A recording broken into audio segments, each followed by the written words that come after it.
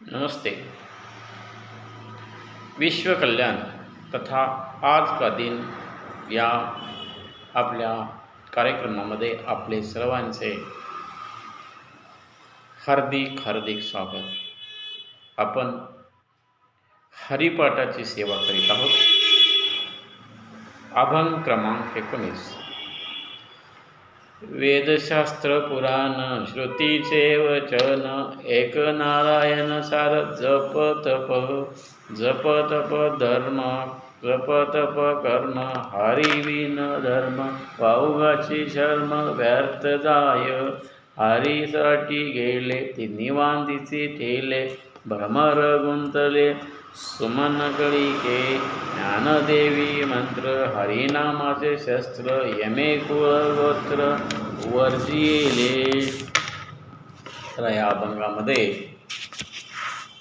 वेदशास्त्र प्रमाण श्रुतीचे वचन, एक नारायण सार जप। वेदामध्ये शास्त्रामध्ये श्रुतीमध्ये वचन आहे, लिहून ठेवलेलं आहे। या सर्वांना एक नारायण सार जप, या सर्वांचा एकच अर्थ आहे की जप करणे। हे जे वेद आहेत त्या वेदामध्ये सुद्धा जे श्रुती हा संस्कृत शब्द आहे। श्रुती म्हणजे ऐकणे। जी ऐकीव माहिती पूर्वीच्या ऋषीमुनीच्या कालावधीमध्ये लिखाण नव्हतं, लिखाणाचं अस्तित्व नव्हतं, तेव्हा एकमेकाकडून ज्ञान एकमेकाला सांगितलं जात होतं। हे सांगितलेलं ज्ञान चांगल्या विद्वान मंडळींच्याकडनं, ज्ञानी माणसाकडनं सांगितलेलं ज्ञान, जसे ज्ञानेश्वरी ज्ञानदेव महाराजांनी सांगितली आणि त्यांच्या शिष्याने ती लिहिली, तसंच श्रुती म्हणजेच हे जे वेद आहेत, हे वेद जे ऐकले ते ऐकून पुढे रामायण महाभारत लिहिली गेली। तसंच ह्या श्रुतीच्या वचनामध्ये, वेदामध्ये, शास्त्रामध्ये, पुराणामध्ये सर्वांचा मतितार्थ एकच आहे की एक नारायण सर्वांचा सार जप करणे हा। आणि म्हणून जप तप कर्म हरी विन धर्म वाऊगाचे शर्म व्यर्थ जाये।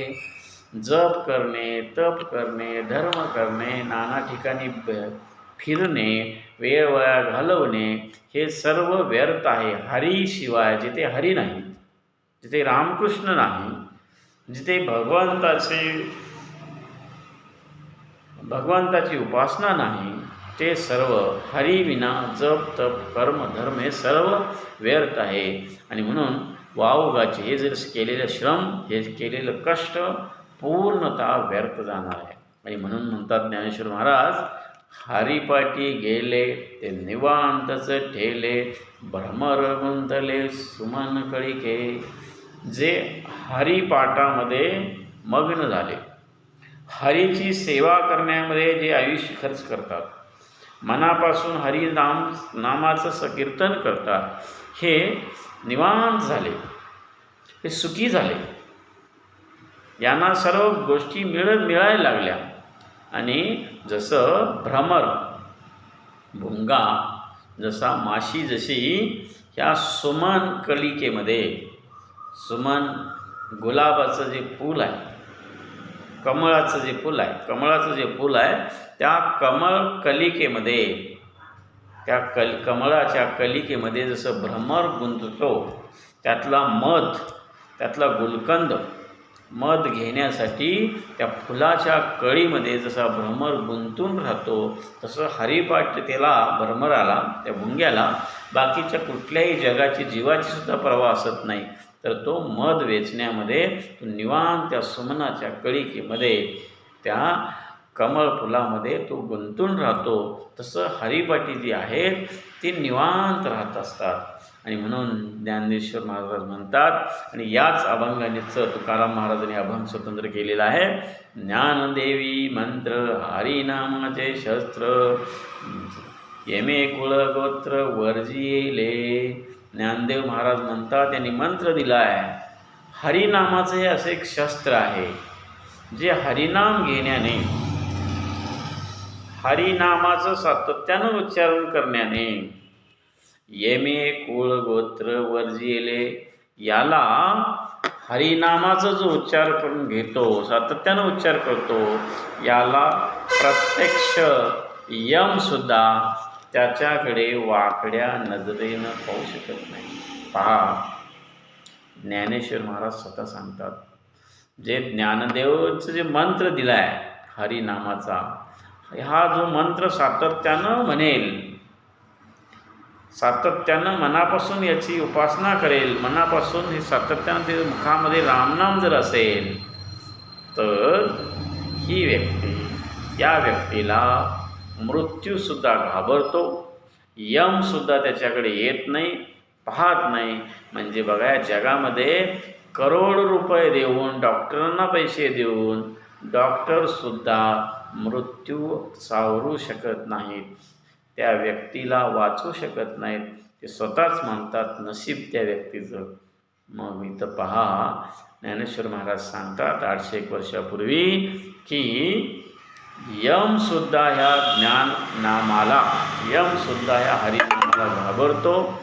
आणि म्हणून हरिनाम हे माणसाच्या आयुष्यामध्ये खूप आणि खूपच महत्त्वाचं असतात. आणि म्हणून त्या हरिनामाचं कीर्तन आपल्याकडून होणं ही काळाची गरज आहे. आणि मी तुम्हाला सातत्यानं सांगायलो की याचा अनुभव आपल्याला पुन्हा पुन्हा होत आहे, पुन्हा पुन्हा होत आहे. आणि म्हणून आपण हरिनामाचं कीर्तन करणं ही काळाची गरज आहे. आता आपण पाहतोय युद्ध, जगात युद्ध तयार झालं. हे युद्ध कशातून तयार व्हायला आहे? भीतीतून तयार होत आहे. हे युद्ध एकमेकाच्या स्पर्धेतून तयार होत आहे, संपत्ती सत्ता मिळवण्याच्यातनं तयार होत आहे. आणि आत्ताचं युद्ध हे अणुयुद्ध आहे. पूर्वीचं युद्ध वेगळं होतं. अणुयुद्धाची शक्ती अशी आहे की एका वेळेला एक एक राष्ट्र पूर्ण उद्ध्वस्त होण्याचा धोका आहे. म्हणजे लाखो करोडो लोक मृत्युमुखी जाण्याची धोक्याची घंटा वाजू लागलेली आहे. आणि म्हणून या सर्वांना विश्वची माझे घरं, हे ज्ञानेश्वर महाराजांचं पसायदान आहे, विश्वची माझे घरं, विश्वकल्याण हे जर माणसाच्या मनामध्ये असेल, जे भारतीय जीन्समध्ये आहे, प्रत्येक भारतीयाच्या रगरगामध्ये आहे, सर्वजण आपले आहेत. माणूस माणसाचा शत्रू होऊ नये, स्पर्धा जरूर असली पाहिजे, पण माणसाचा घात करणं किंवा माणसाला मारून टाकणं स्पर्धेतनं होऊ लागलं आहे. आणि याच्यासाठी सुद्धा हरिनामाची गरज आहे. जय जय राम कृष्ण हरी. हरे कृष्ण कृष्ण कृष्ण हरे हरे, हरे राम राम राम हरे हरे. हरे कृष्ण कृष्ण कृष्ण हरे हरे, हरे राम राम राम हरे हरे. हरे कृष्ण कृष्ण कृष्ण हरे हरे, हरे राम राम राम हरे हरे. हरे कृष्ण कृष्ण कृष्ण हरे हरे, हरे राम राम राम हरे हरे. हरे कृष्ण कृष्ण कृष्ण हरे हरे, हरे राम राम राम हरे हरे. हरे कृष्ण कृष्ण कृष्ण हरे हरे, हरे राम राम राम हरे हरे. हरे कृष्ण कृष्ण कृष्ण हरे हरे, हरे